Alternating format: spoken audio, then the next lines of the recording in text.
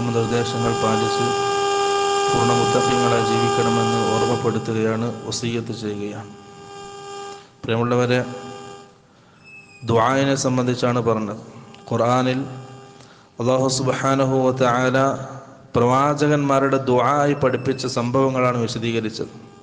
ഒരു കാര്യം കൂടി ഓർമ്മപ്പെടുത്താൻ, നമ്മൾ ദുആ ചെയ്യുക അള്ളാഹുവിനോട്. പക്ഷെ ചില കാര്യങ്ങൾ ഉണ്ടായാൽ അള്ളാഹുവിൻ്റെ അടുക്കൽ ആ ദുആ സ്വീകരിക്കപ്പെടുകയില്ല. റസൂൽ സല്ലല്ലാഹു അലൈഹി വസല്ലം,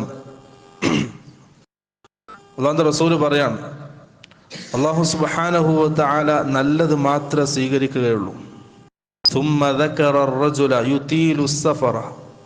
പിന്നെ ഒരാളെ സംബന്ധിച്ച് അള്ളാഹുവിൻ്റെ റസൂല് പറഞ്ഞു, അവൻ ദീർഘമായി സഞ്ചരിച്ചു. ഒരു യാത്രക്കാരൻ, ദീർഘമായി യാത്ര ചെയ്യുന്ന ഒരാളാണ്. അവൻ്റെ താടി രോമങ്ങൾ ജട പിടിച്ചിട്ടുണ്ട്, ശരീരത്തിൽ